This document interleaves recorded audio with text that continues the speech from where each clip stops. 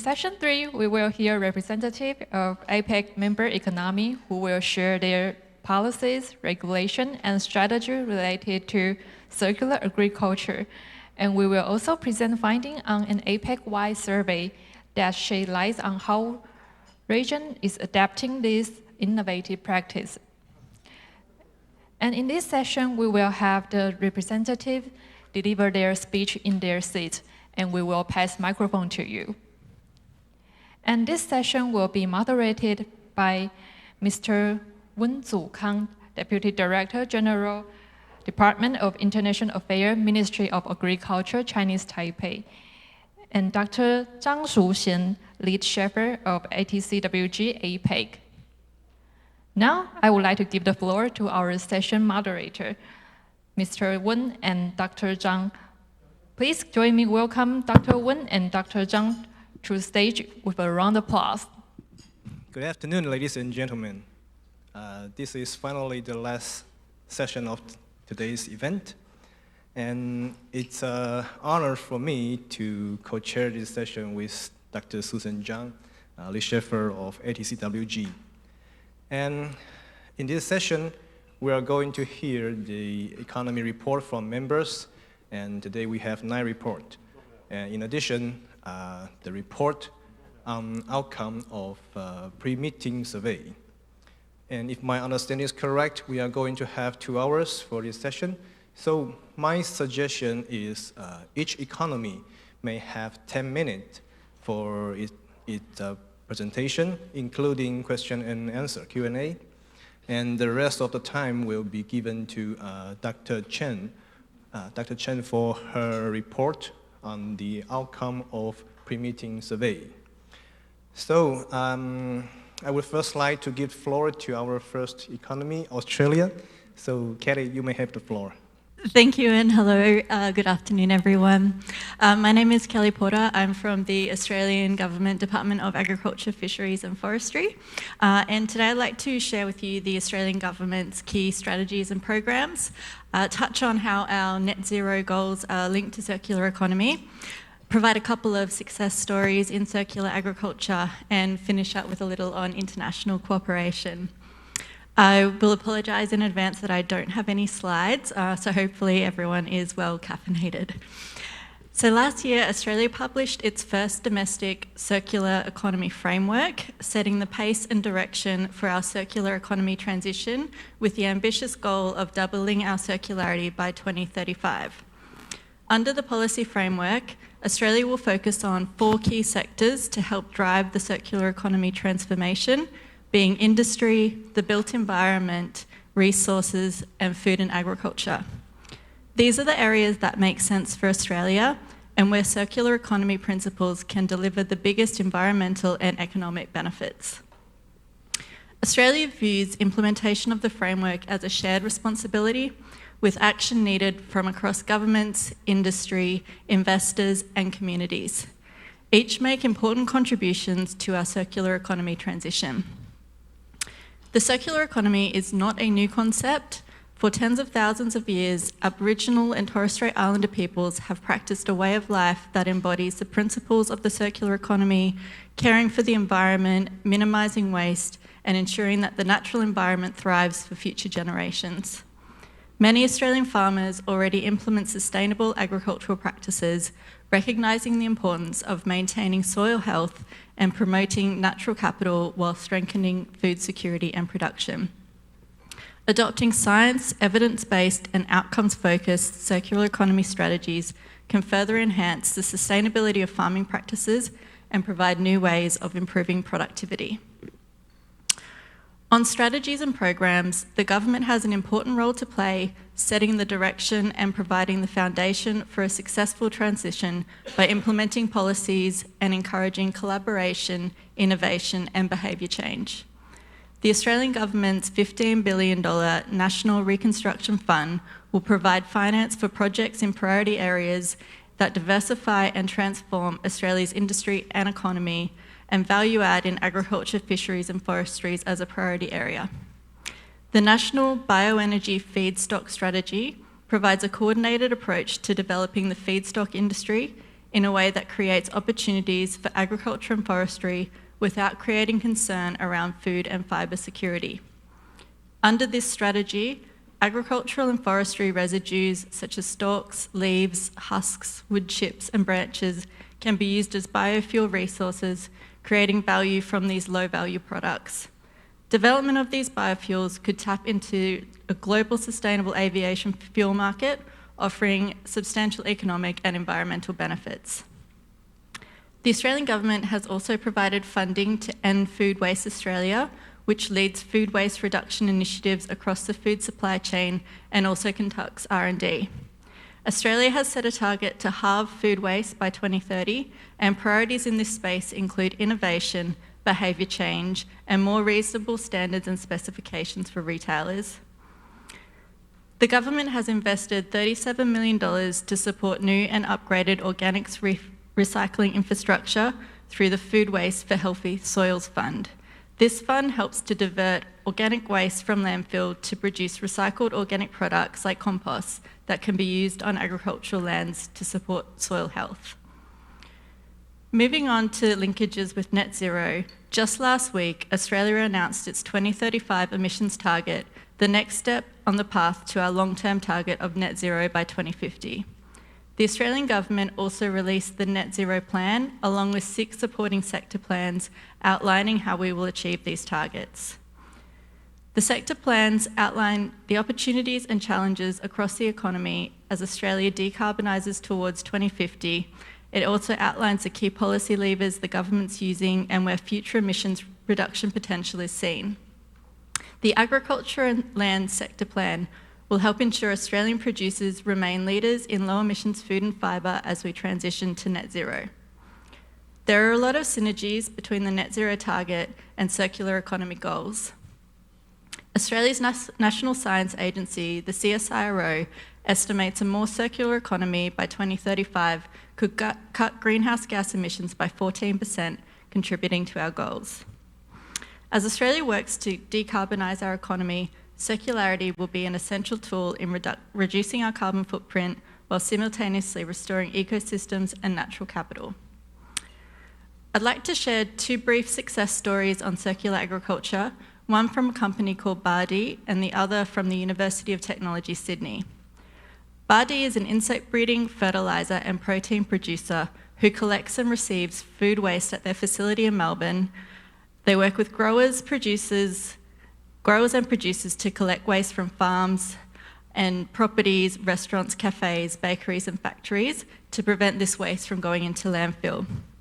The food waste is then processed into a feed for black soldier fly larvae. These flies are a non-pest species who are highly efficient at breaking down food waste and grow 3,000 times in size in just 7 days, eating only food waste with no added water. They're then harvested and the resulting biomass is a high-quality, nutritious, sustainable protein source for animal feed, and the manure is certified organic fertiliser and soil enhancer for plant nutrition, increasing biodiversity in soil, enhancing growth and improving crop yields. In Sydney, the University of Technology has been working on a project where nutrients from food waste generated by the university are sent back to peri-urban communities to support local small-scale agriculture. Food waste is collected around the campus, in kitchens and in food retail outlets, and processed into food waste dehydrator machines to produce soil conditioner. This is collected every week and sent to a farm west of Sydney. The grown produce then returns to the university and also other food outlets around Sydney, and is an example outcome of achieving a genuine working circular economy initiative and can be used as a collaborative model involving industry, government and community partners. To finish up on international cooperation, we all need to strive to maximise material value across supply chains, invest in circular systems and share expertise. Many economies, including right here in Chinese Taipei, are leading and embracing the circular economy transition through stronger product and material standards. Global trade in green goods, including those designed to use fewer resources and produce less pollution, is projected to quadruple by 2030. As we know, free and open global trade, underpinned by the multilateral rules-based trading system and science and risk-based decision-making, is essential to accelerate the transition to best practice sustainable agricultural production and for meeting increased global demand for food supplies. Trade settings that underpin circular goods and services are important because they empower the context-specific, science-based and outcomes-focused policies and investments that we need if we are to drive the sustainable productivity growth in agriculture that the world needs to produce more food while reducing environmental impact. We consume goods imported from all over the world, and while controlling our circularity of imports is difficult, greening global markets are already shaping our transition. Australia is proactively engaging with and adapting to international standards. However, prescriptive, one-size-fits-all regulatory approaches can undermine global social, economic and environmental objectives and limit international cooperation rather than encouraging it. Collaborating across economies will be crucial to scaling markets for circular goods and services and reaching our targets. Thank you, everyone, and I'm happy to take any questions. Thank you, Kelly. It's very happy to learn the latest progress on net zero relevant industry and as well as policy and strategy of Australia. And particularly for your two successful story, it's very impressive. And I would like to open the floor for the participant if you have any question to Australia. Great. I would like to invite our next economy, that would be Chile. Thank you, Chile. You may have the floor. Thank you very much. I have a brief presentation.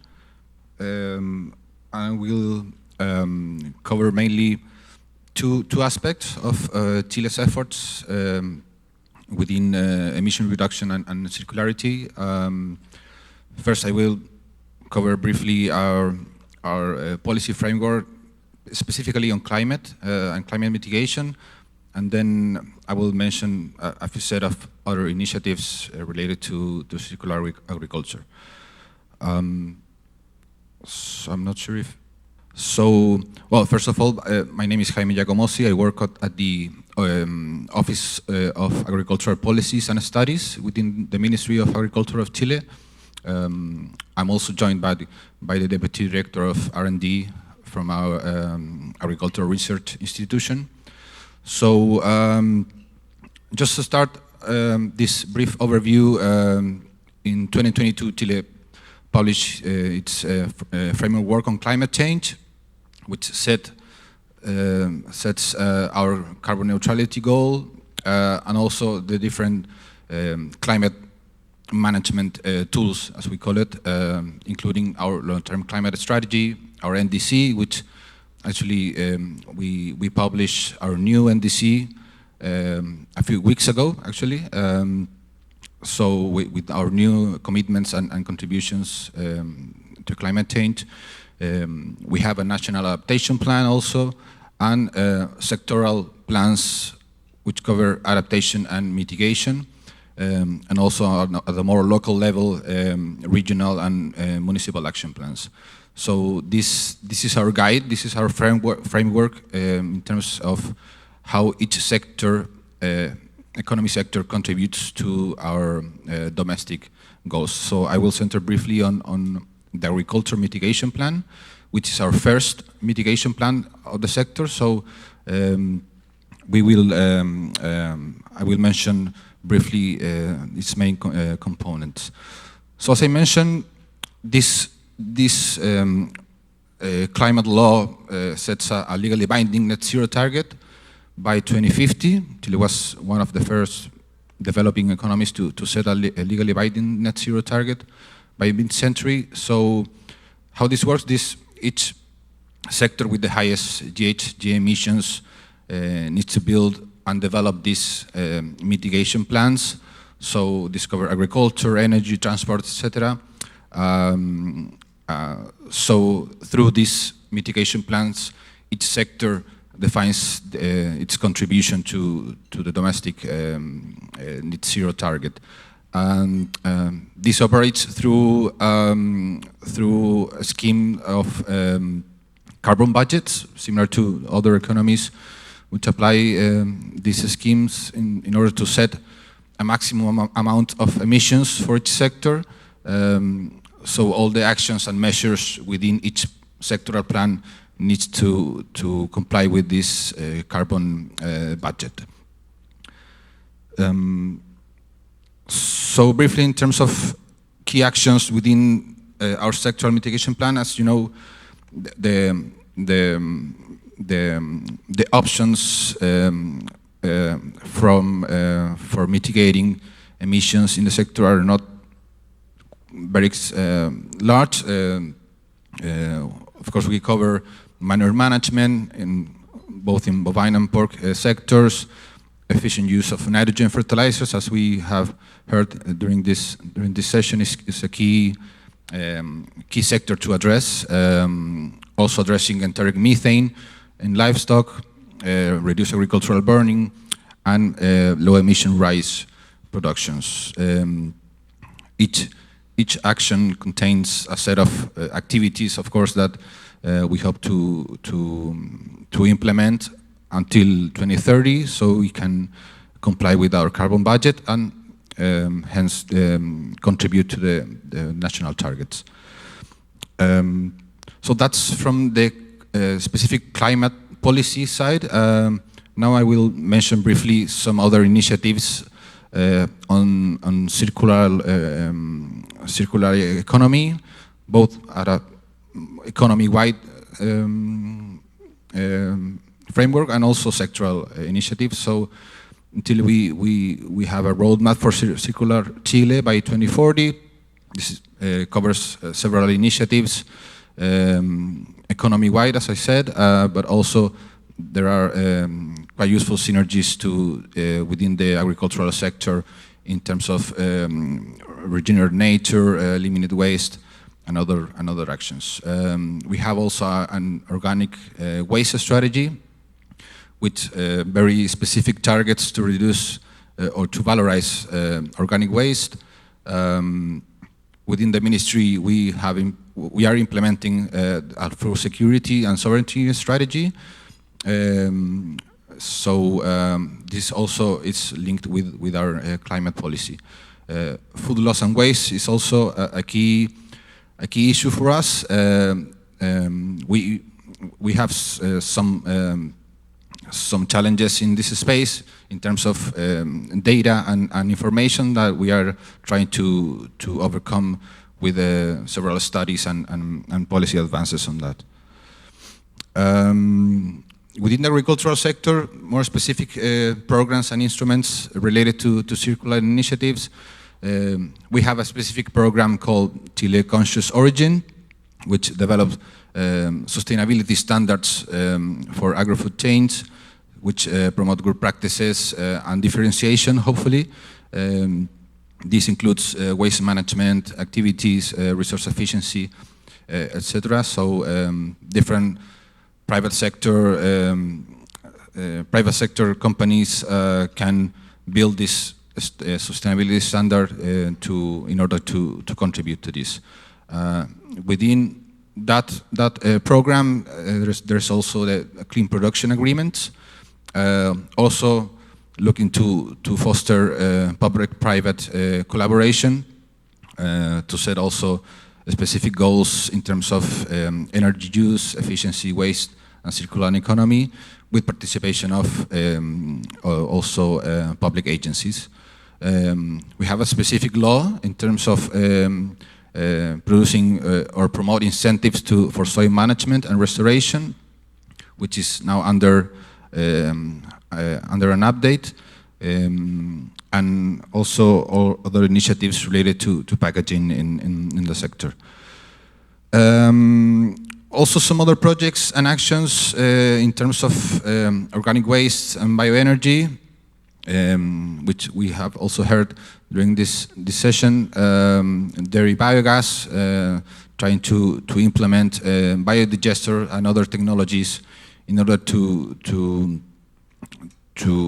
contribute to and the generate of bioenergy, specifically in the dairy sector and also in the pork industry, which in Chile is quite a big industry. And and also generation of studies and also trying to escalate small projects into a more nationwide initiatives in terms of, as I said, biodigestion and composting. Also, in Chile is quite important the food bank network. We also collaborate with the private sector in order to escalate these initiatives for food rescue and redistribution, and provide some incentives as well. Also from the valorization side, Chile is working on the production of biochar or biocarbon, which is a great form of residue valorization, and also has quite good. It's very good for putting carbon and organic matter into the soil and regenerate soil, and also other initiatives related to circular economy and to create, as I said, we have a few challenges in terms of data and information, so we hopefully cover this with some research. And just to finish, a brief comment on challenges and opportunities. As I said, mitigation options and emission reductions options in agricultural are quite limited, but there's a space for progress in reducing emissions. With the development of our first mitigation sectoral plan, we are trying to lay in this groundwork for scaling up actions and pilots, which now may be less cost effective or low impact, but hopefully in the future there will be more impactful. In terms of these challenges as well, as I said, we need to develop more data and other mechanisms to support and other initiatives to include in our sectoral plan, such as food loss and waste. A lot of have to do with regenerative agriculture. So as we develop this data, we can include those actions as well in order to estimate and modeling emissions reductions with more accuracy. Also, the scale and the scale of biodigestion and composting at farm and cooperative levels. Much of these efforts are quite small yet, so scaling up those initiatives will be key also for us. And as I said, also food loss and waste, we also need to scale those initiatives. So I will finish with that. Happy to discuss later and take questions. Thank you. And thank you, Dr. Giacomosi, for your information sharing, and especially on Chilean framework law on climate change. And I'm sure with that, Chile will definitely secure a success on mitigation climate change and reach the goal of net zero as soon as possible. And before, yes, thank you. I see a raised hand from, I think, Dr. Xu. Yeah, you have a question to Chile. Yeah, thank you for your excellent presentation. Since you mentioned about your updated NDCs, I'm quite curiously, is your NDC mentioned? I mean, does your NDC mention about the food waste or the emission reduction from food waste reduction, something like that? Yes, we have established a contribution in terms of food loss and waste, but it's not quantitative. It's a qualitative target contribution. Particularly, we are developing at the moment a food loss and waste strategy within the ministry. So the contribution is in terms of implementing that strategy, not setting a specific target yet or quantitative target. Hopefully, during the next round of NDCs, we can Once we generate the specific data that we need to build, we can include a quantitative goal, but there is, our NDC mentioned explicitly the work on food loss and waste, which is, for us, is a good first step. Okay, thank you. Is there any further question to Chile? Okay, I see none. So now I would like to invite our next speaker from Japan. So I think it's Takahashi-san. You may have the floor. Thank you. My name is Daisuke Takahashi from Ministry of Agriculture.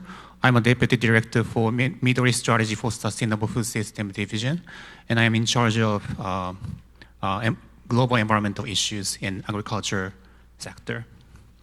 And I will present here Midori Strategy, which is Japan's strategy for sustainable food systems, as well as our approach for international cooperation. The Midori Strategy, which was formulated in 2021, is a holistic approach to boost the productivity potential and sustainability in the agriculture, forestry, fisheries, and food industries with innovations. Midori means green in Japanese. The focus of this strategy is innovation because we believe Japan's strength is in innovative technologies owned by research institutions or private companies. Midori Strategy has overarching goals or key performance indicators to be achieved by 2050. We have multiple targets. For example, we have targets for climate change, zero CO2 emission from fossil fuels combustion in the agriculture, forestry, and fisheries sector. And we have also targets for reduction in chemical pesticides or chemical fertilizers use. And we are going to increase in organic farming to 1 million hectare, which is equivalent to 25 of farmland. And for the target for the food sector, food industry, which was just presented by my colleague Manabu, we have targets for reduction of business food loss and waste. And it encompasses also targets for forestry and fishery sector. These targets are quite holistic because including agriculture, the food sector, and fisheries and forestry sector, because we believe all the environmental issues are closely interlinked, including climate change, like the food waste and loss, or the circular agriculture. With this target, we will develop and disseminate innovative technologies by 2050 and greening of our policy tools. Another characteristic of this strategy is that we are going to involve all stakeholders relevant to food supply chain, including private or business sectors or consumers. Our main focus is production side, but we also we think we have to engage input side, processing and distribution side, and consumption side.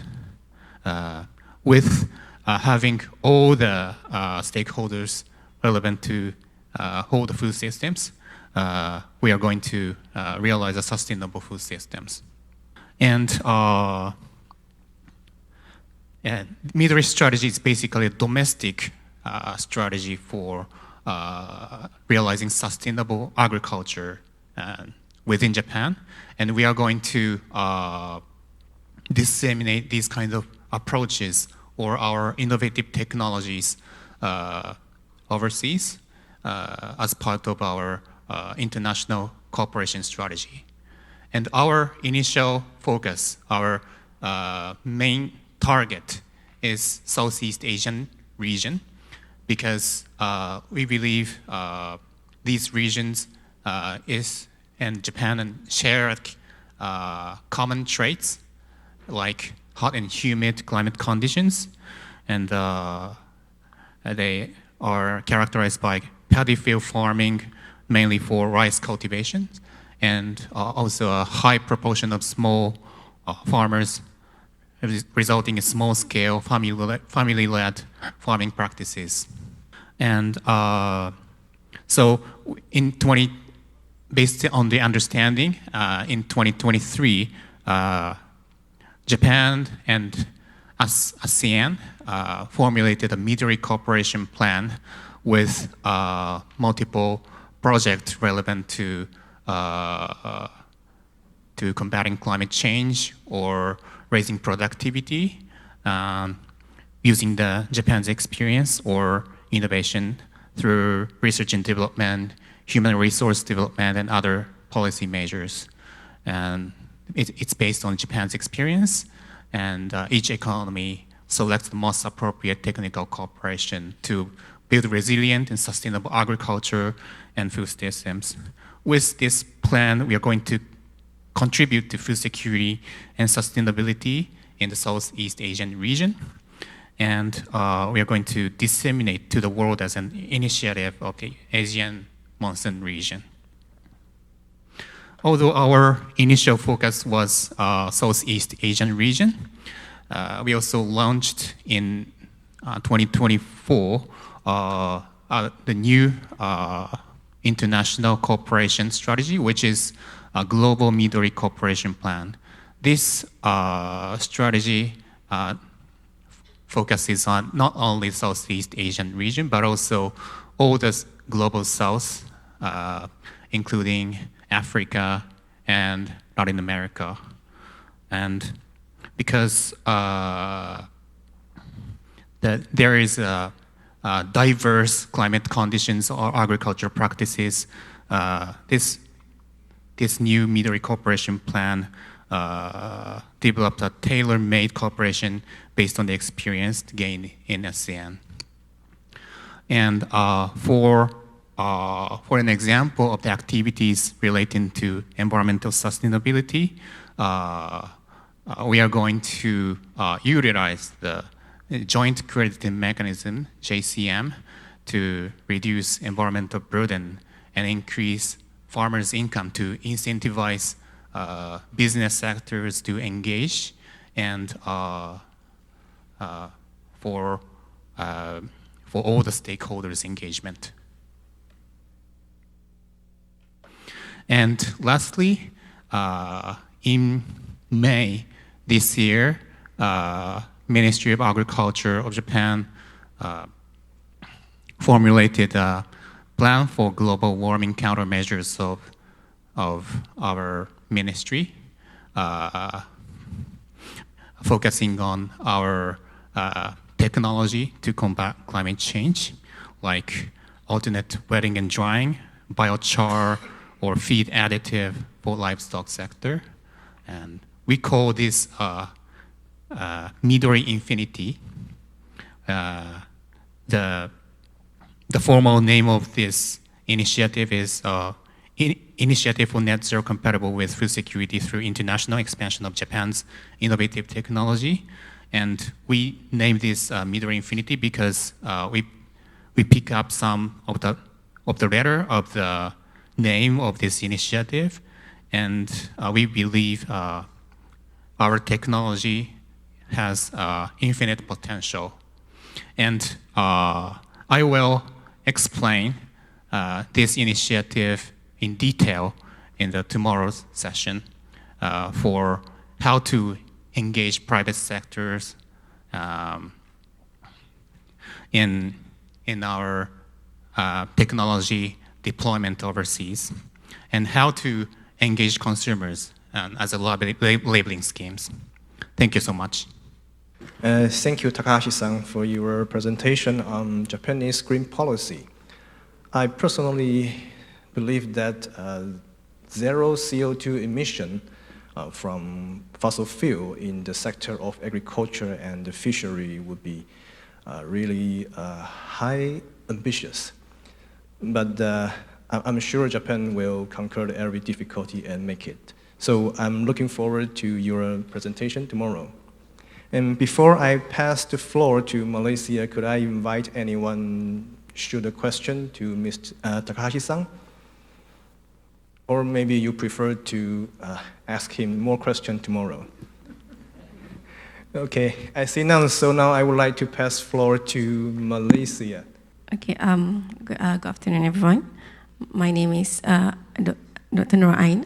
You can call me Ain. So along with me is Madam Jong. So I would like to represent the Malaysia economy. So basically, our Malaysia policy is shaped to ensure our food security, and while adapting towards the climate change. Here, I would like to divide it into a few topics which shape our policies. First is the inventory, where usually in the inventory we're strengthening our database of emissions, basically to ensure details or specific estimations of emissions. For example, we develop our own country-specific emissions. And with this baseline, we focus on adaptation on the agriculture sectors. And usually we are using climate smart practices in this adaptation strategy, following by mitigation actions that are needed to be done, especially in the agriculture sectors for reductions of emissions. And of course, from this, we focus on the food security, where this circular agriculture could help reduce waste, and on top of that, reduce our or helps in our mitigation action as well. So here are among the policy which related to the circular agriculture. So basically, Malaysia have already started as early as 2000s, where the policies also supported the use of biomass. Along with it, we have the climate change and agro-food strategies, which are embedded along these policies. And in 2016 up to 2017, we focus on biomass industrial action plans and mitigation frameworks. And recently, we have the 12 Malaysian plans, which we will be moving towards our 30 Malaysian plans by next year. And we have the National Agriculture Policy 2.0.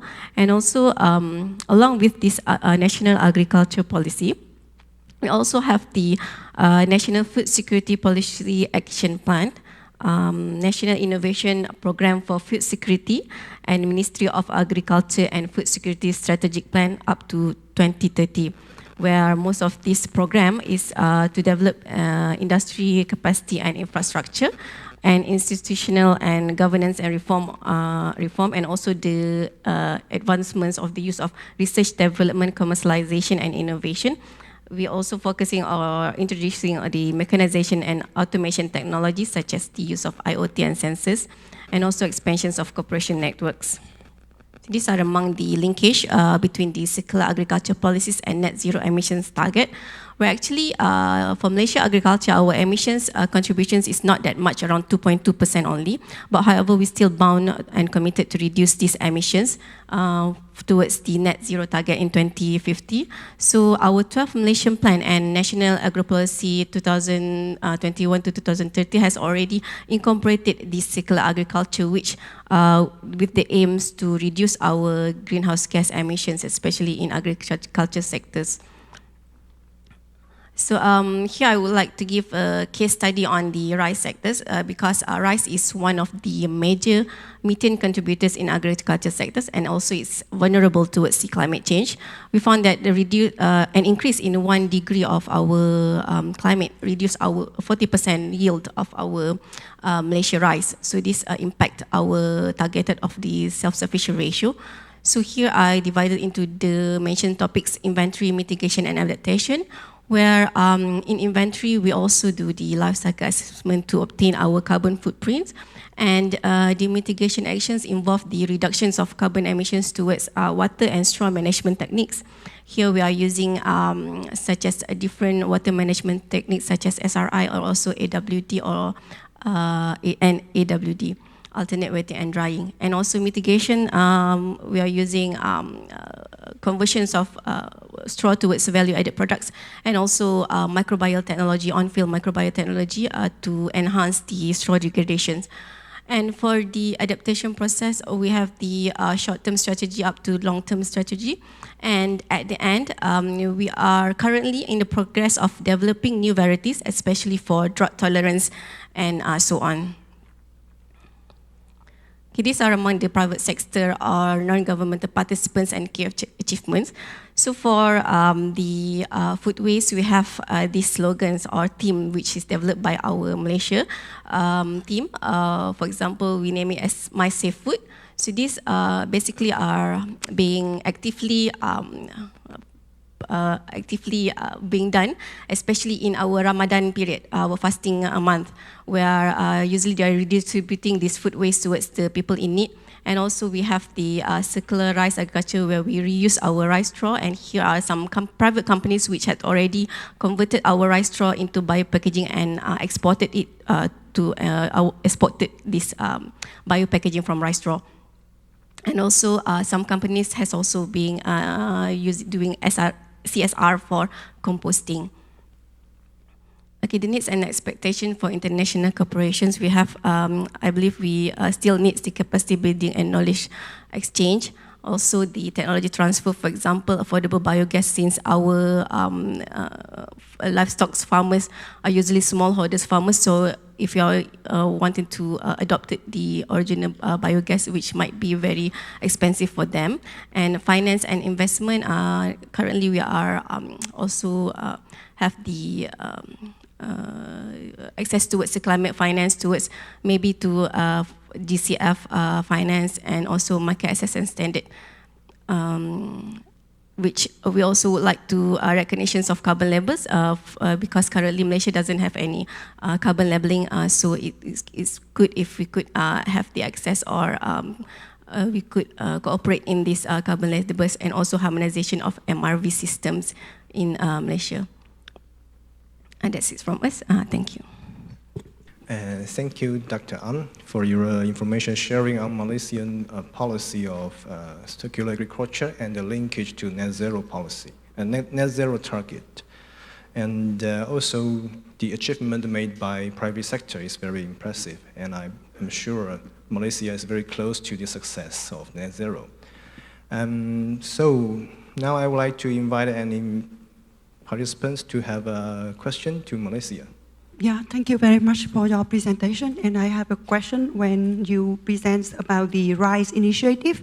So I'm wondering whether Malaysia has any monitoring and verification system for RISE in place, which we can monitor the carbon emission reductions and.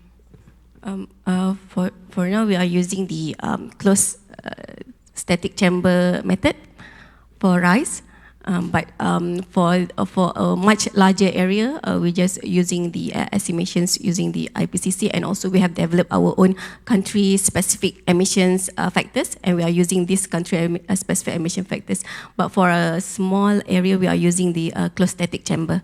Okay, thank you. Yes, please.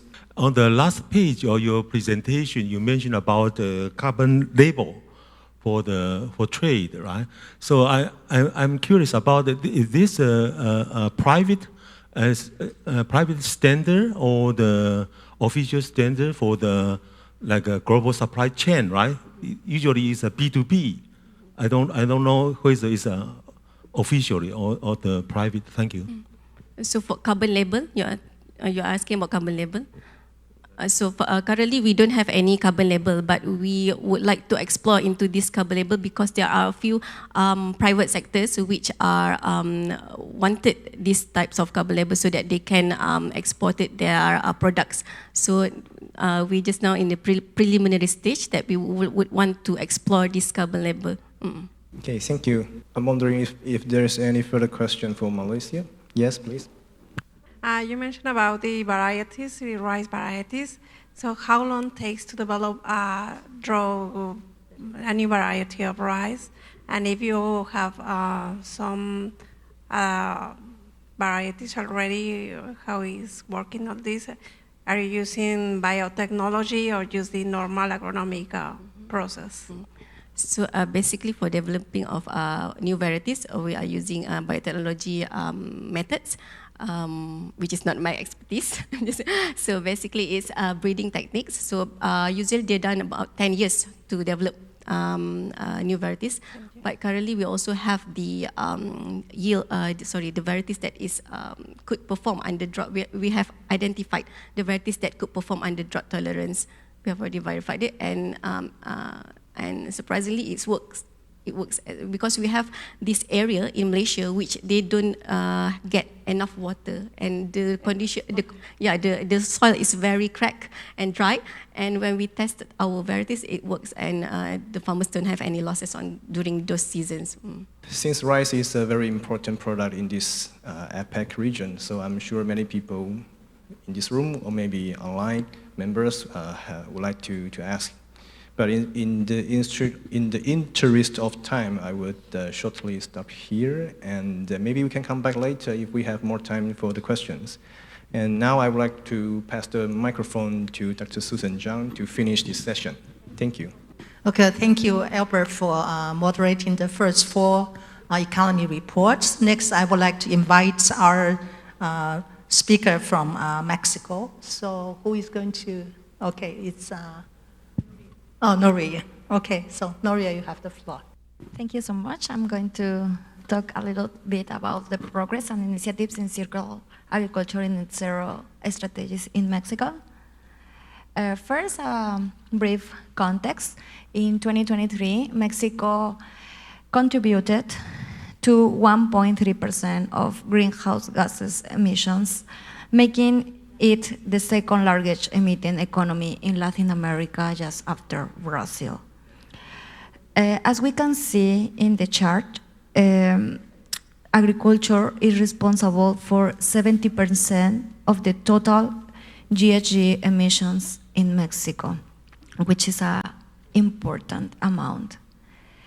We can see that these GHG emissions and agriculture are linked in 2 directions. Because agriculture is both a source of emissions, but also is a victim, let's say, in this way, of them. As a source, Mexico has a big amount of emissions of CH4 emitted by the livestock activities. In the case of the agricultural activities, mainly emit into O and CO2. There are several researchers that have been done in Mexico about agriculture as a victim. It means how these emissions have affected the agriculture in Mexico.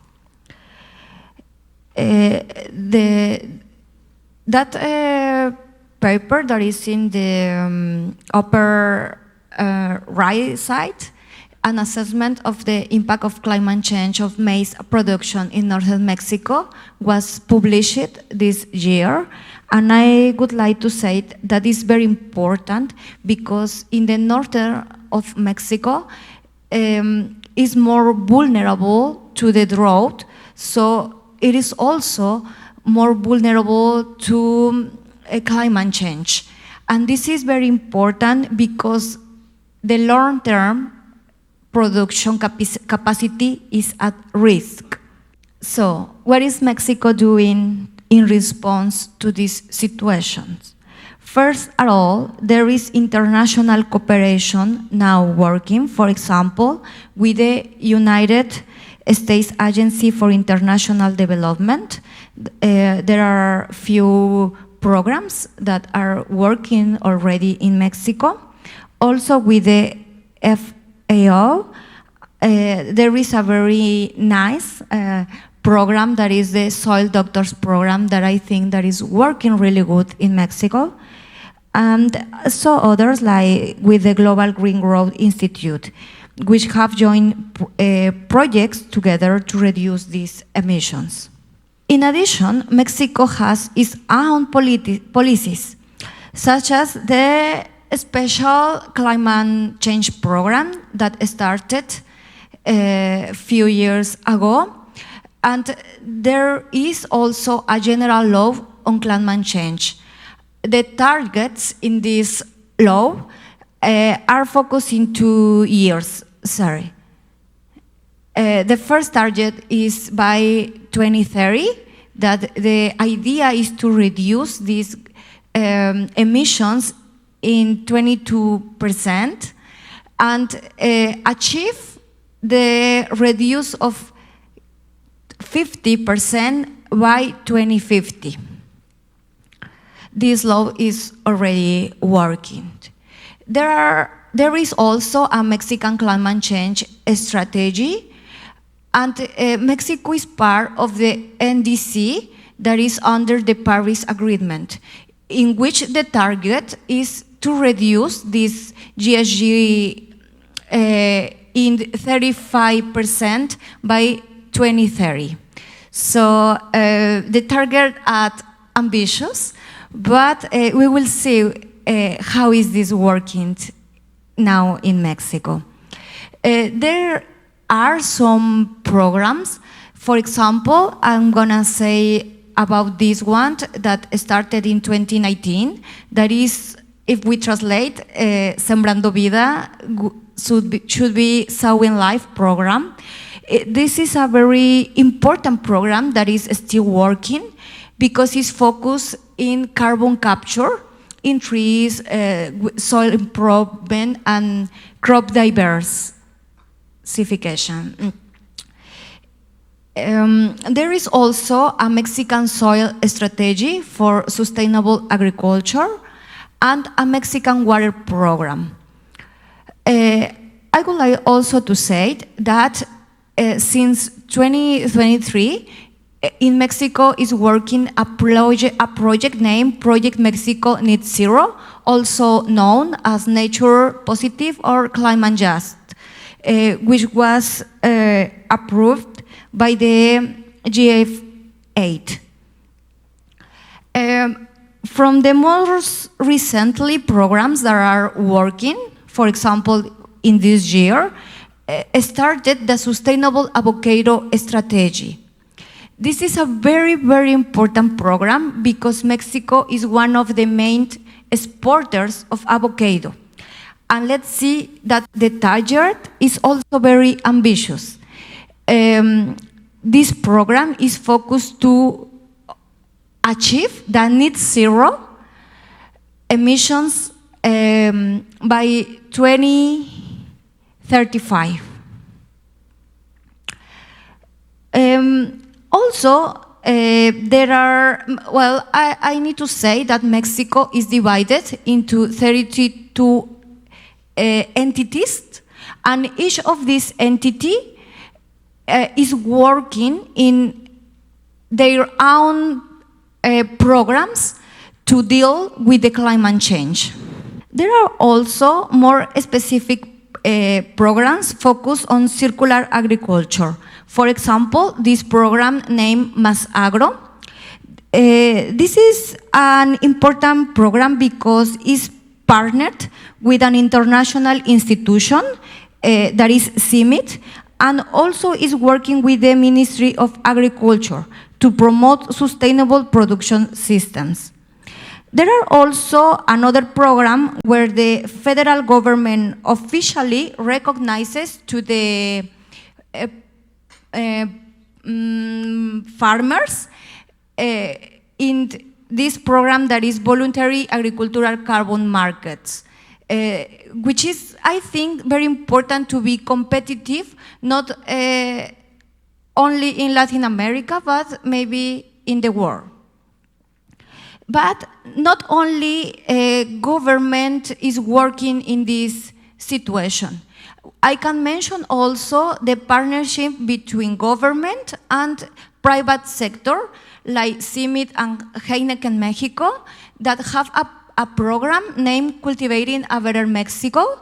It is focused also in reduce water use for barley, and the target in this case is to reduce the water use in between 15 to 20%. There are also projects that are completely part of the private sector. For example, Grupo Bimbo, that is working with regenerative agriculture.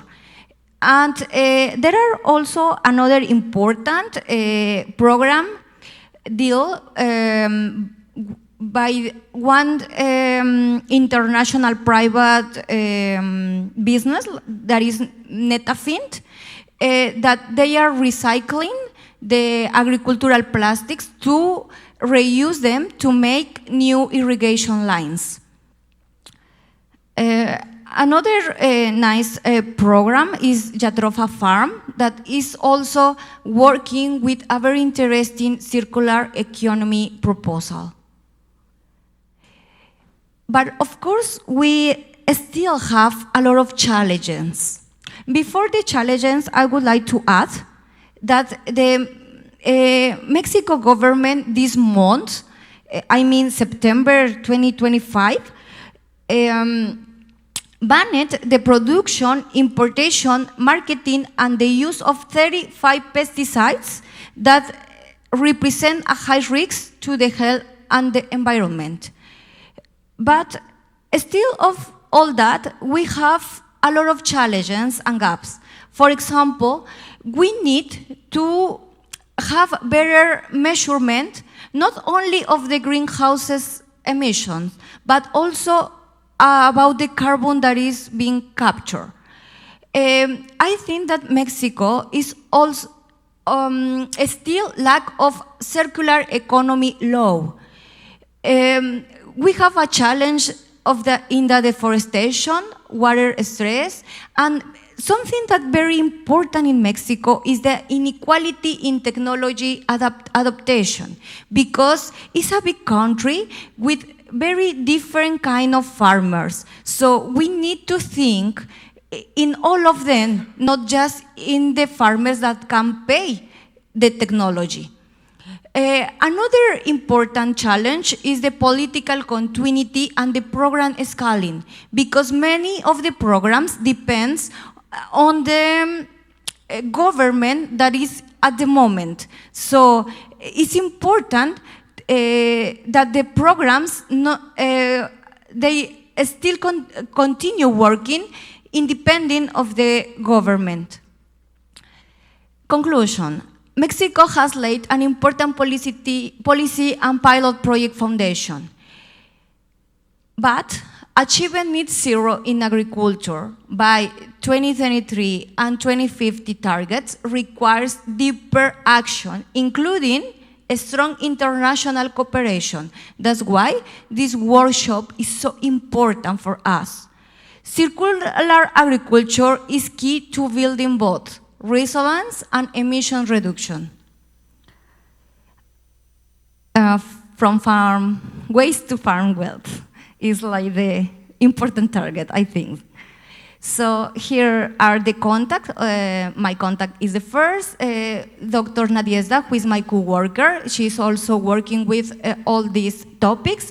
And one more colleague, Dr. Bautista, who is working very active in carbon capture. I would like to say, to finish, that in IFAP, the institute research that I'm representing today here is participating in a very active way, promoting these circular agriculture practices. Thank you very much. Thank you.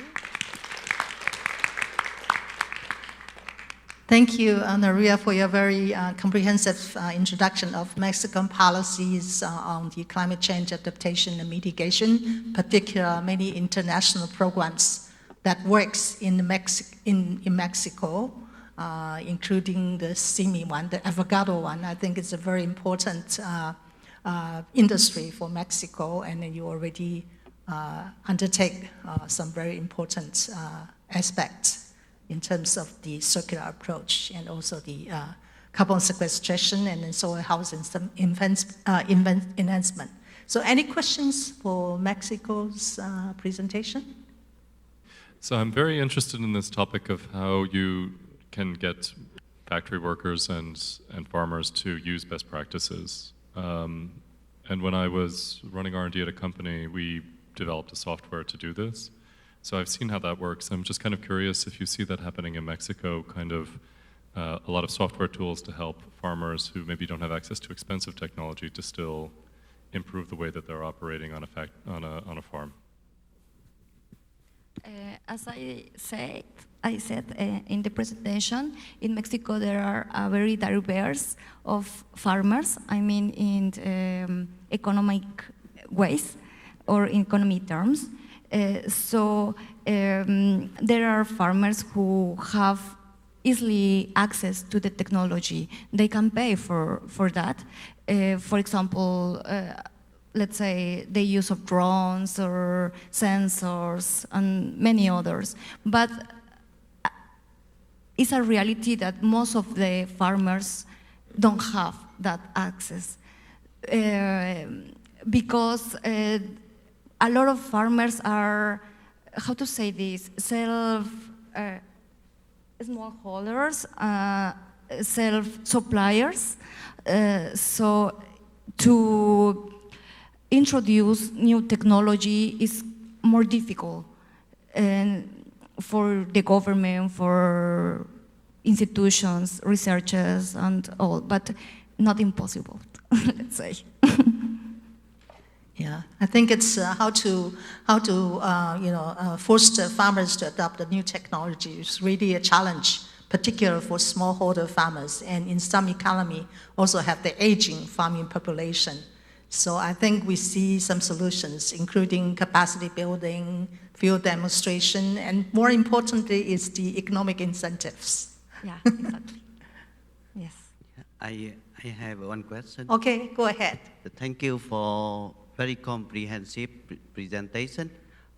In your presentation, you mentioned about the lack of the law on the circular economy in agriculture. So from my side, I have one question for you. What do you expect from the content, about the content of the law on the circular economy in agriculture sector? And can you explain more the details, the reason? Thank you so much. Okay. I think that Mexico have good basis for this law, because actually it has a lot of regulations that are focused to climate change, to water and soil protection regulation, exactly. But I think that the needs are focused in these diverse farmers in Mexico. So for me, it has to be considered in the law the diversity of farmers that are there, the possibilities to the access to the technology, etc. That's for me the more important gap in the law.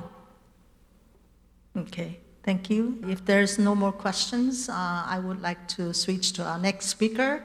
It's our presenter from Peru. So it's Ms. Gabriela. Gabrielle. Well, we have previously shared several aspects of Peru about the circular economy roadmap. However, we would like to clarify some key points.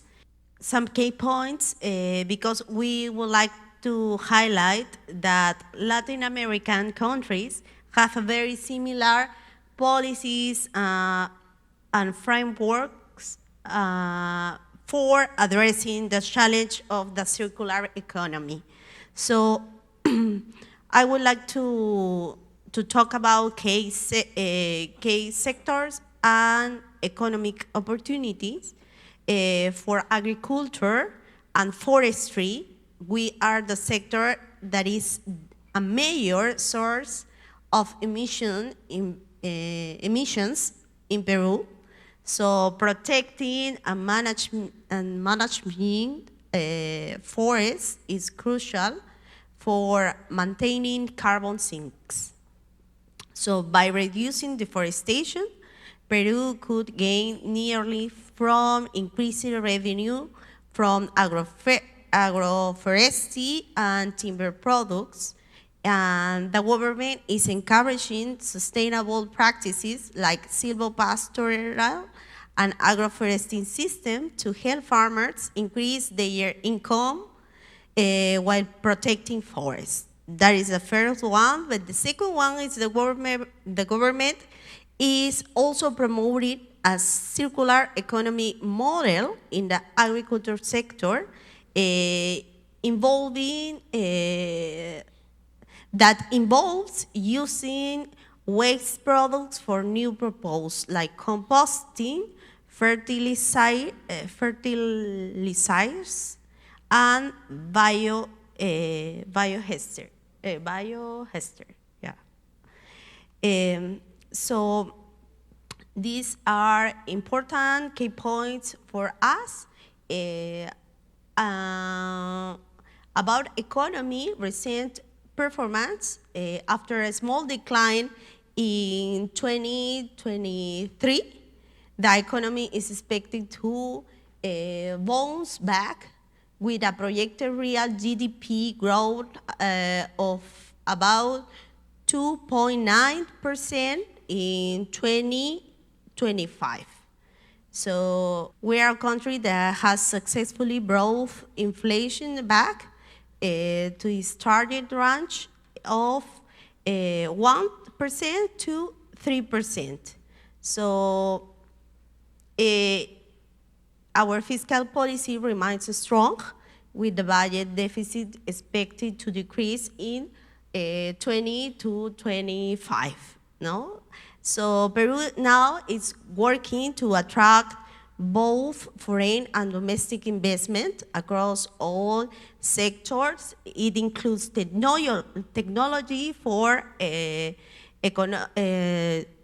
circular economy models. So a notable new project is a Chancay deep water megaport, so which is expected to create jobs and business opportunities. That's right. So this is an opportunity for exports, for imports, but we are also interested in technology about it. So thank you so much.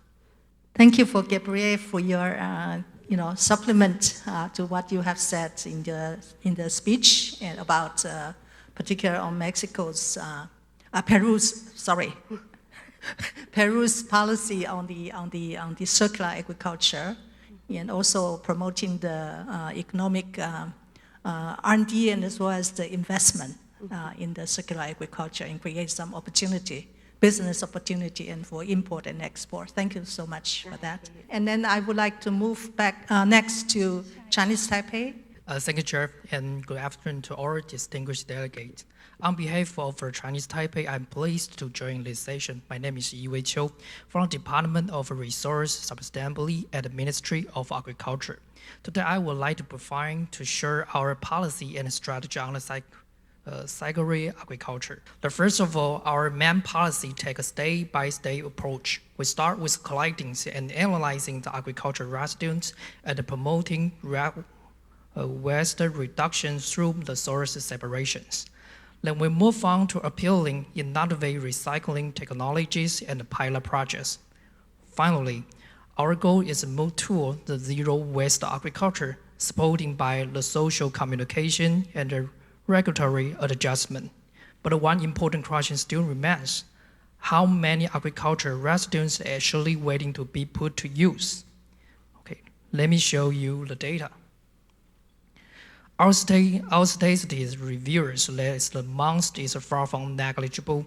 According to our data, we generate up to 10 million metric tons of agricultural residues. Those include crop residues, byproducts from the farming, residue materials, manures, as well as the furniture and bamboo waste, and even the fruit tree branches.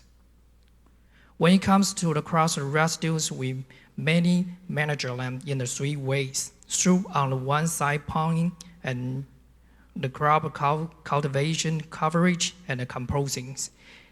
In a way, the nutrient can be returned to the soil, which they are helping to increase the soil organic matters.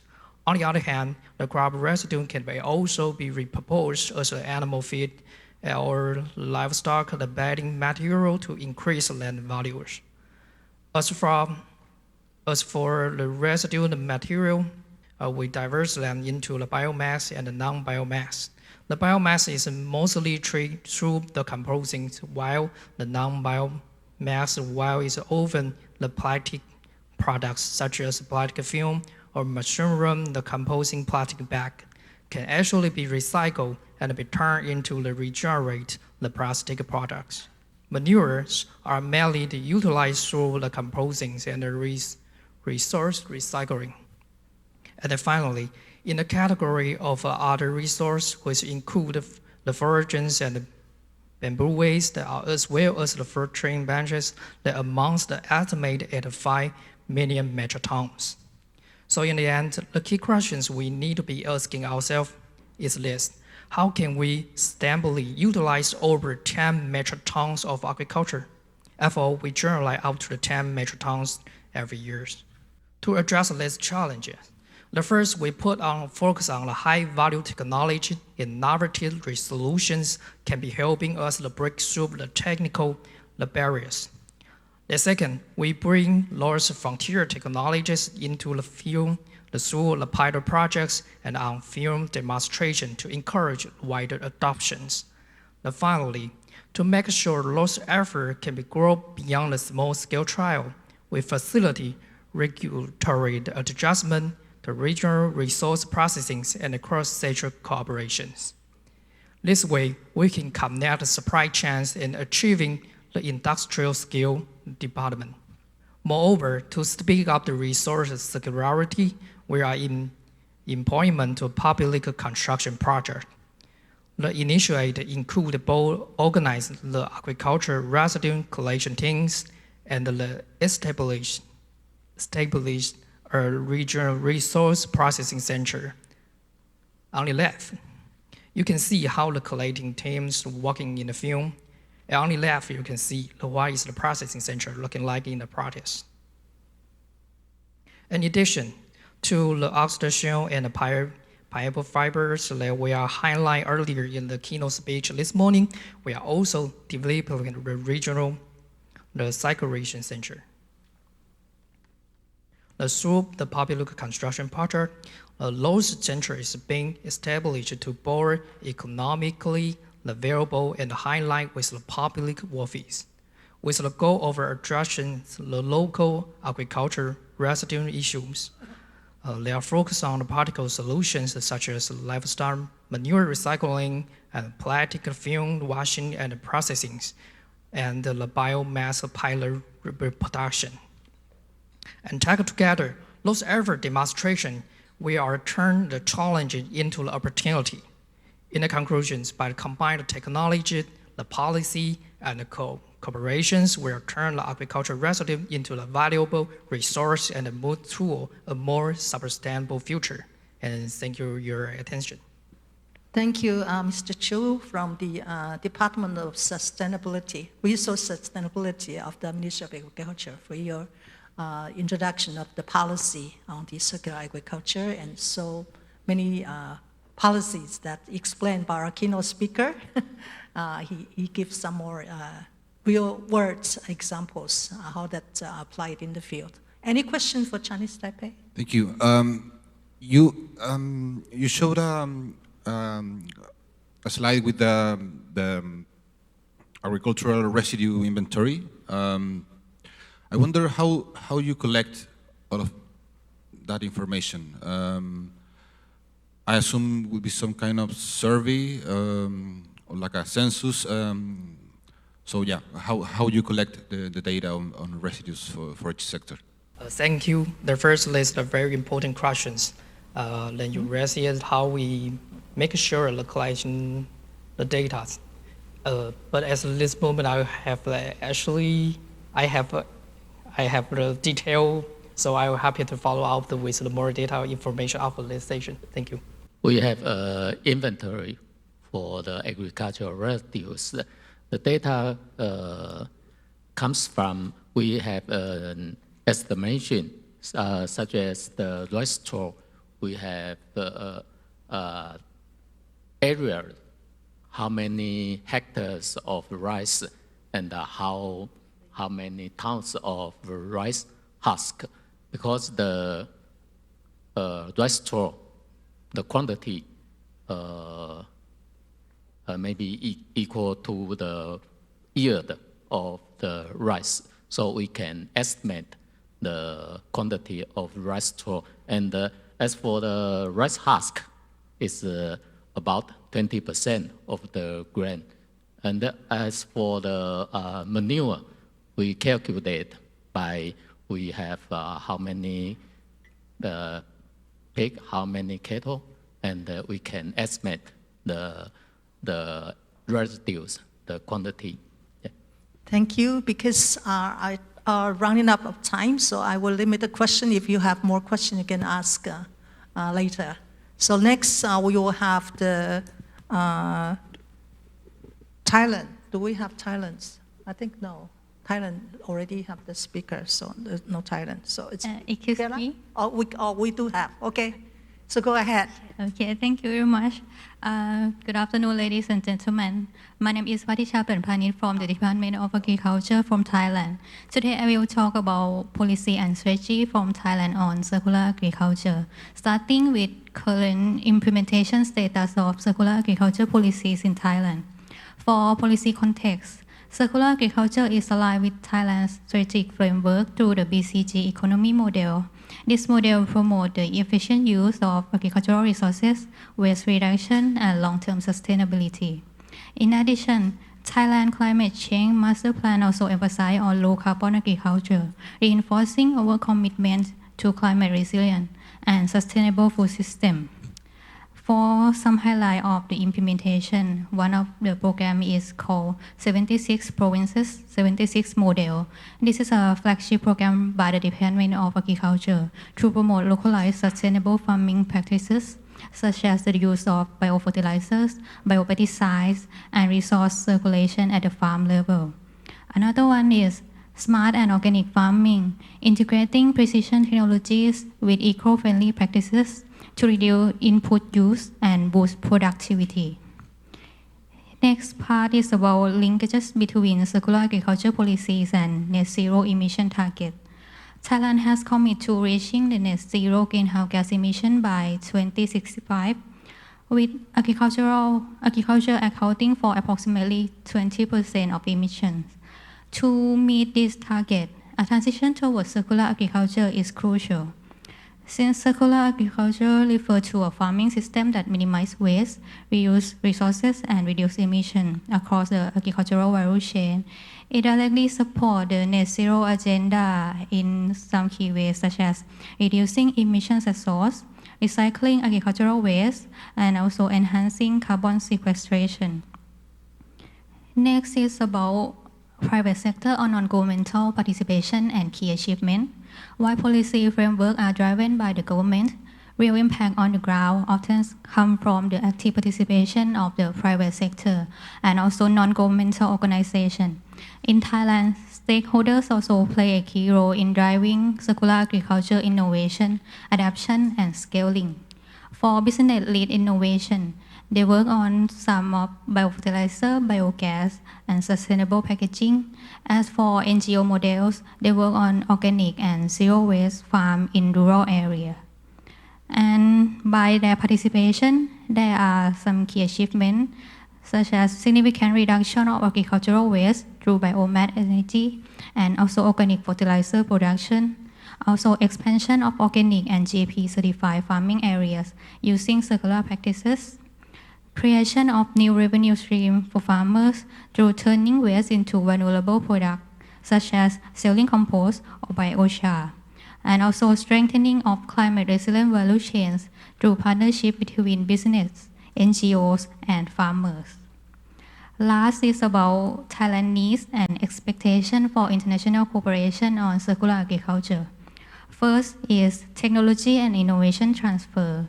We seek practical technologies for making use of agricultural waste that are suitable for smallholder farmers. Second is about capacity building and knowledge exchange. We expect collaboration on training programs, study visits, and also knowledge sharing with economies that have advanced circular agriculture practices. And the third one is about financial and investment support. We need access to international funding and also climate finance to support pilot projects and scale up of circular agriculture enterprise. To conclude, Thailand welcomes international cooperation to scale up circular agriculture, not only for environmental benefits, but also to empower our farmers and contribute to sustainable food system and also climate goals. Thank you very much for your attention. Thank you for Ms. Patrick Chan, for your very interesting presentation complementing the policy, particularly on the BCG model. I think, as you know, that when Thailand hosted APEC in 2022, the leaders' declaration have the Bangkok goals. That is the bio, circular, and green economy model. And they also have put forward a BCG award. So every year they select from member economies their best practices and the real case in their economy on circular agricultural practices. So thank you very much for sharing with us the policy and the private sector, even the private sector and the government policy on the circular agriculture. Really set a very good example on that. Yeah. Any question for Thailand? And tomorrow we will have the private sector from the Portfong CP companies also to share with us their circular approach. So any comments for Thailand?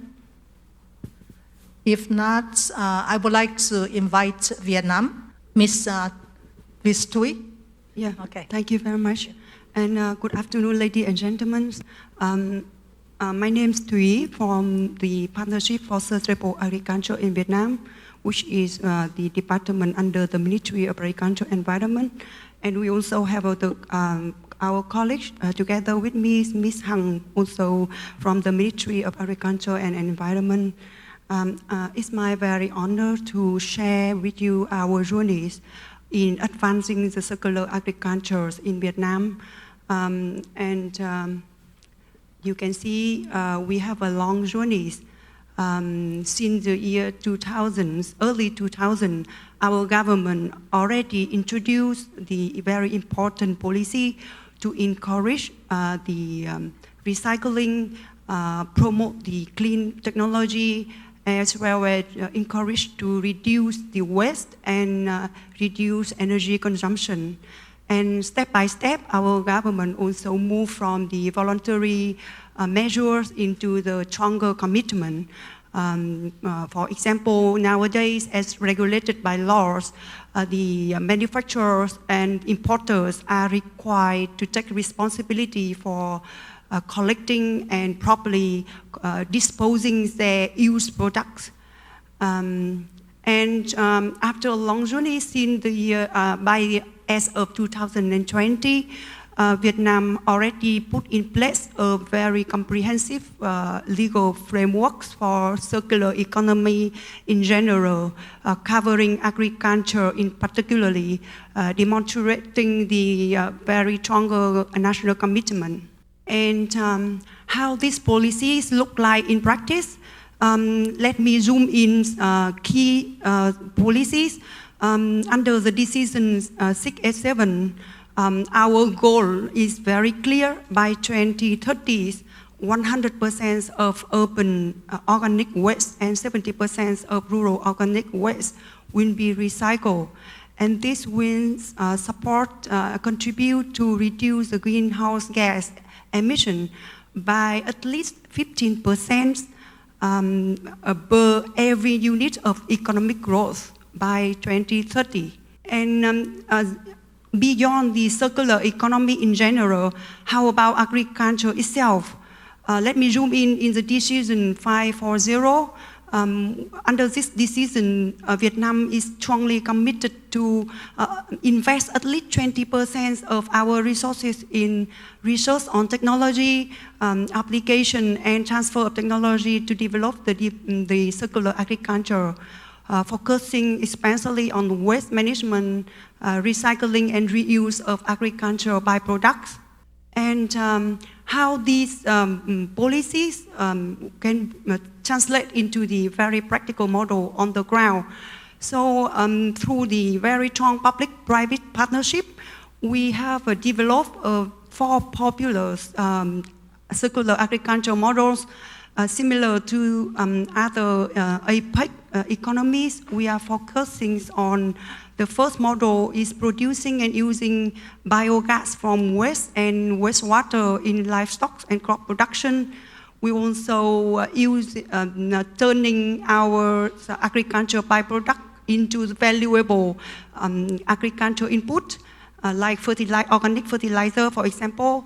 We can use rice straw, very efficient in the rice straw management is one of our example. And the third model is we integrating cultivation, livestock, and aquaculture. We have already some very efficient, cost-efficient model like a rice shrimp or rice fish. And last but not least, we also try to reduce the use of chemical fertilizer, pesticides, by relying more on the natural cycle. Of course, policy and models is not enough. Financing is very important. It play a very crucial role in upscaling the existing initiative. And that's the reason why we are working to validate and refine the financing solution, which are more practical for farmers. And we're also exploring the opportunity to identify whether fintech and agtech solution can improve our farmers' bankabilities, maybe by providing more reliable data or engage them more directly with the investor and bankers.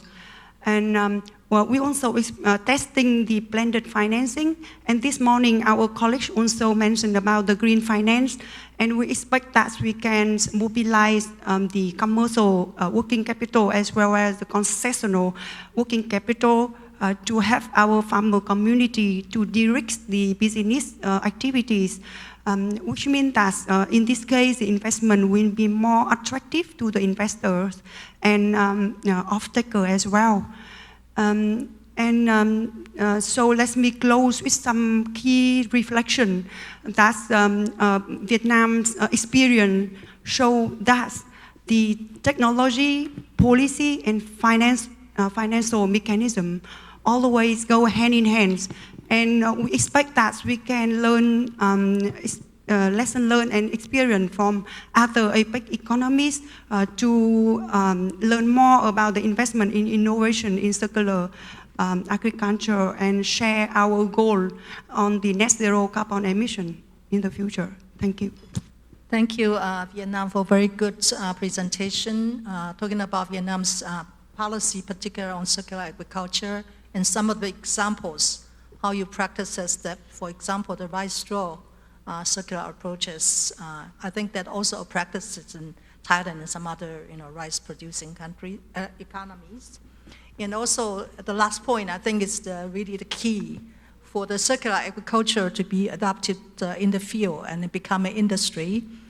We need technology and then also the policy support, and the most importantly is the finance mechanism. Either it's green finance or it's the carbon credits or something like that. And of course, it has to be economically viable for farmers or for growers to adopt those. So thank you very much. Any question on that, Vietnam? Okay, I think, thank you, Vietnam again. Now we will have the next program is we will have the report. This project, we have done a pre-workshop survey to survey the circular agriculture practices, policies, and some challenges, etc., in member economies. So we will have the project implementer is Dr. Ivy Yijie Chen. She's the Senior Research Fellow, Agricultural Technology Research Institute from Chinese Taipei. And she will give us the economy report, and after that we can have some QA. So Dr. Yijie Chen, here. The floor is yours. Hello. Okay. Thank you. I'm Ivy Yijie Chen, and I'm very honored to present today the result of our APEC pre-workshop survey. Before I begin, I want to thank all the economy who complete the survey and contribute valuable insight to this project. And the purpose of this survey was threefold. First, to make the current development of the circular agriculture across APEC economies. That means understand why each economy stands in terms of the strategy and the implementation status. Second, to support net zero strategy by identifying how circular agriculture contributes to greenhouse gas reduction and the long-term climate goals. And third, to collect policy tools and best practice, including case study, cooperation needs, and lessons learned, and could be shared at this workshop and beyond. The survey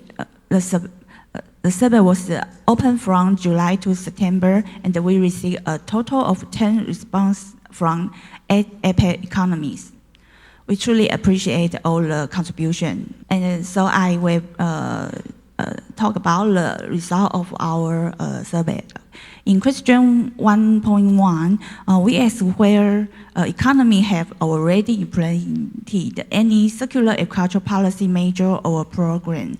I'm very happy to share that all 10 respondents answered yes, showing fully engagement and a strong connection to the topic amongst participating economies. And next, question 1.2, we asked about the years of experience in implementation. As shown in the table, we can see more than half of the response indicates over 5 years of the experience. Only one economy is still in earlier stage of less than 1 year. This suggests that while many economies are already active developing circular agriculture, we also see signs of growing maturity and long-term commitment. Okay, so we can see the next. Here we ask about the annual budget allocated to the circular agriculture. Most responses report a funding level below $10 million, with many in the 1 to a million range. Only one economy has not yet launched a budget plan, and just one economy indicates a budget over 10 million, but without specific figures. Overall, this points to relative low to mid level of the investment, which may signal the need for more funding support in future. Okay, so we can see the question 1.4. In here, we can see, according to the card, the highest score come from lifestyle waste reuse with an average of 4.25, followed by the biomass reuse at 4 point. And we can see the food agri byproduct reuse at 3.5.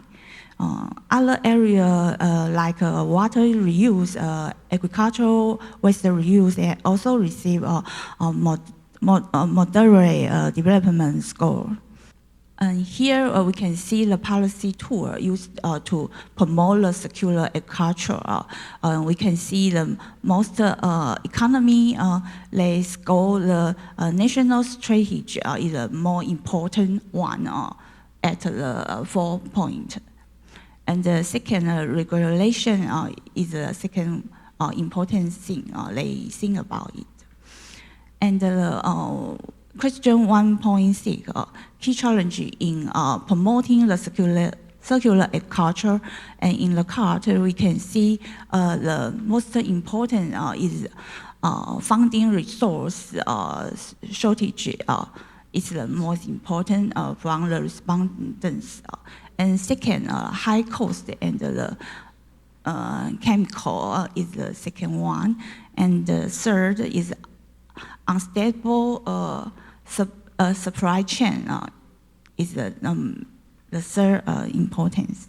And now we move to the question 1.7, which asks responses to identify the key benefit of the implementing circular agriculture. As shown in the card, we can see circular agriculture's contribution to sustainability and the waste reduction. This was followed by technological innovation and education and at the 3.25, as well as the energy saving and the economy benefit, rating slightly above 3.1.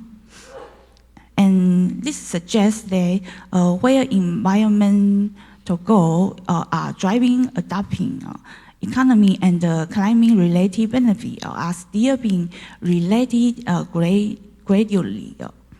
Overall, we can see the result highlight the circular agriculture is seen as having multi-dimensional benefits. Okay, but there's still need to strong the market integration and the climate impact. So we move to the part B. Here we ask in the question 2.1, we can see 8 out of the 10 respondents confirm that their economy have already set national level net zero target. And there we can see, but only 2 respondents was not sure, showing bolder policy engagement on this issue is very important. However, when asked if their economy has set a net zero target, specifically can see for the agricultural sector, the response was more mixed.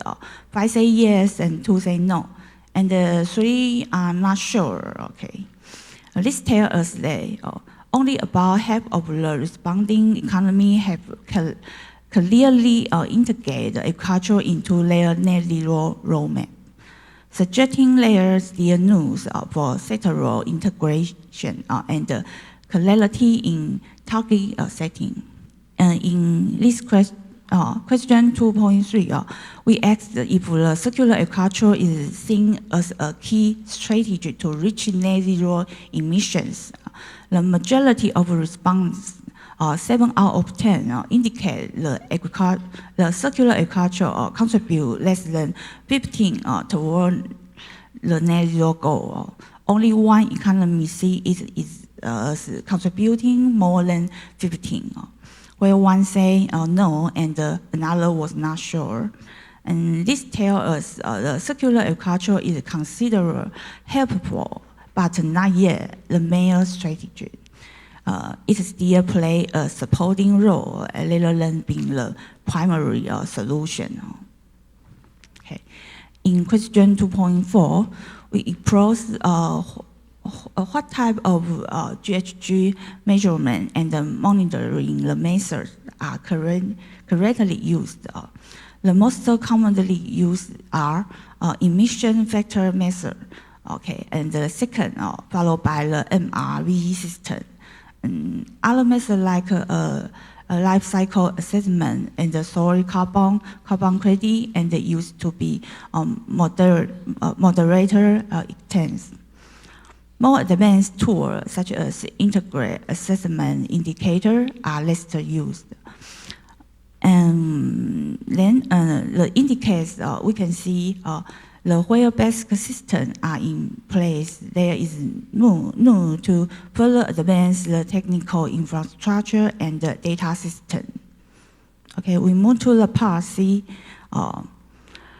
We focus on the private sector's roles in circular agriculture. In question 3.1, in this question, we ask about the level of private sector engagement in promoting circular agriculture. As you can see, the most common response was moderator engagement, reported by 4 economies. And 3 economies say the level was limited, and only 1 economy report extensive engagement. And the 2 response was not sure this question. We can see the private sector participation is still a general modalist, was only a few examples of broader engagement. Okay. And question 3.2, we ask about the financial support from government to private sector, and in this we can see 4 economy report support level of less than 30%. 3 economy report 30% to 50%, and the 3 was not sure of this answer. Okay. So overall, government support appear to be relatively limited, usually under 50. This indicates that more policy clarity or stronger incentive may be needed to encourage greater private sector investment in circular agriculture. Okay. In question 3.3, and to question 3.5, it's an open question. We ask a respondent to share a representative example of circular agricultural practice in their economy. Okay, we only 4 cases we can buy from the economy. First one is store valorization. This case, instead of the open field stone burning, farmers found more sustainable use, such as mushroom cultivation, animal feed, and the biomass fuel. This is not only helpful to reduce emission, but also create new income stream from the rural community. And second, we can see that's circular agricultural roadmap. In another economy, a comprehensive roadmap was developed. The roadmap is built on data and the sustainability analysis, which will help to identify solutions that are highly targeted and problem-specific. It demonstrates how evidence-based planning can support effective policy and practice.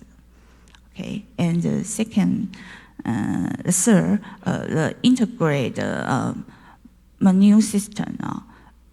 And this is about like a smallholder cooperative. They create a manure collection system. This system was used to produce organic fertilizer and biogas, enhancing sustainability, even though funding support was limited. And the next is house waste to feed. In a community program, household food waste was converted into the black soldier flyer larvae, which were used as poultry feed. This approach supports both waste reduction and the local food security, where contribution to a more circular local economy. Okay. Okay, then let's turn to the part D. In this session, we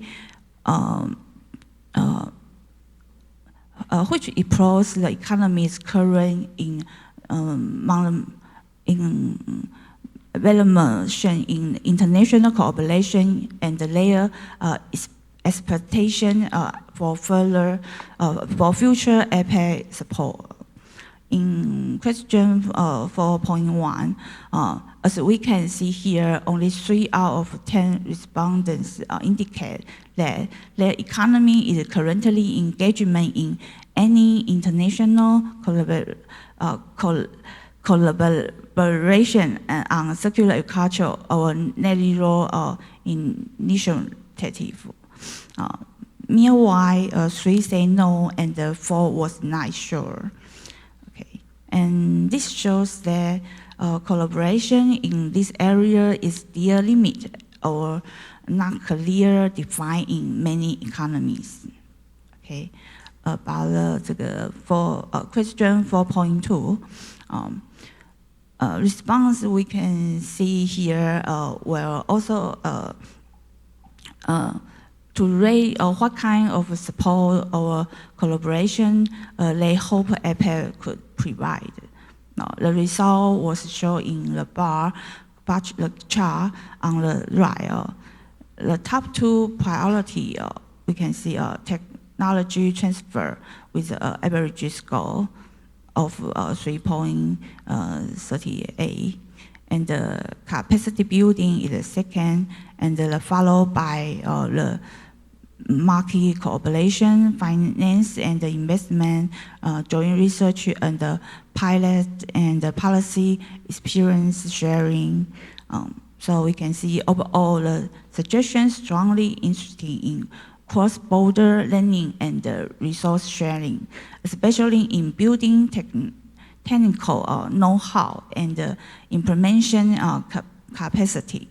In here, the table summarizes the most desired workshop topic based on the survey response. The top priority we can see here by 7 respondents. There is innovation, technology, and solution for circular agriculture.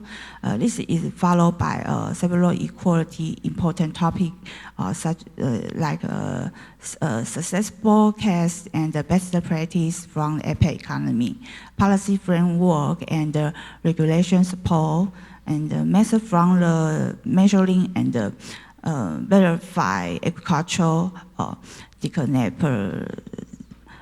decarbonization outcome. Other topics including the financial mechanics and business model, and here such as capacity building and the public-private partnership. This we can show the economy are looking for both policy level and practical technical knowledge from this event. Okay. So from this survey, we can summarize 4 points to key takeaway. First one, high engagement and the implementation. All respondents confirm that circular agriculture policy are already in place in their economy, and more than half of over 5 years of implementation experience, with a budget level generally between $1 to $10 million USD. This tells us circular agriculture is no longer a new concept. It is becoming a major practice in many members' economy. And second, low in net zero goals. Most economies view circular agriculture as a supportive strategy for decarbonization, not the main path, but an important one. Common monitor tools, including emission factor measure, MRV system, and the basic life cycle energy approach. This highlights both commitment and the need for technological upgrade. Third, private sector and government support. We also see that private sector participate remain majority, and government support is usually less than 15%. So that suggests opportunity to strengthen investive and approach engagement market measure and policy instrument to boost the private engagement. Okay, the final one is passion for APEC cooperation. Members hope to learn more about the practical technology, policy model, and measures tools. The top collaboration priority identified included technology transfer, capacity building, and regulatory insighting sharing. These are key areas where I think APEC platform like this workshop can play a catalytic role here. Okay, I finished my report. Thank you. Thank you, Dr. Ivy E.J. Chen from ATRI for designing the APEC survey and also for implementing the project. And also thank for all the member economies who have responded to the questionnaire. Although we have 21, but we only have 10 now. So I think the project is not finished yet. I think after the workshop, we still like to invite some other member economies to respond to the questionnaire so we can have more thorough picture of the APEC. And I think from the survey, you clearly see that member economies have engagement in circular agriculture, in their policy, in their practices, and also the private sector involvement. I recall that when I first resumed the leadership, the APEC ATCWG lead shepherd, I was the one, together with all our member economies, to write up our strategic action plan for 2021 to 2025. So at that time, I, inspired by Europe, especially the Netherlands, they have the clear policy to promote the circular agriculture, or also have a lot of private sector best practices and the real case that demonstrates circular agriculture can bring added value to agricultural residues and also to benefits to environmental aspect. So I put circular agriculture in one of the priority area together with sustainable agriculture. And next strategic plan of the ATCWG is still remain on the top of our priority areas. So I really encourage all our member economies to continue pursue this. And as the survey reflected, circular agriculture is one of the policy tools or strategies to reach our net zero goal, and also to reduce the agricultural waste and save the resources and can produce more. And so I would like to invite any initial comments on Dr. Chen's survey. Any questions or any comments are more than welcome. Thank you. It's more like a comment, not a question, but it's interesting to see that the finance theme is very important, incentives, etc. And when you see the climate finance, the global climate finance landscape, we see that less than 4% of climate finance is dedicated to the follow sector, the agriculture, which is, I think it's worth asking why is that, but and when the survey asked for expectations for this workshop, I believe finance was not at the top. It was not technology, knowledge, and transfer. So I think that's interesting in terms of the results. Economic incentives and financing issues are key to implement those initiatives, but when you see this, the climate finance landscape is very difficult for the sector to group the necessary resources. So maybe that would be a very interesting theme for discussion in further workshops or in other conversations. So yeah. Okay, thank you very much for your comments. I pretty much agree with you, but I have different slightly aspects because the circular agriculture, initially, you need to have the technology to deal with it, and farmers or private sector awareness on the technology. And then you need the policy support to have that pilot scale running. And then when you need to scale up, you do need private sector involvement to make it into industry. So at that stage, I think the financial support is very important, particularly for farmers.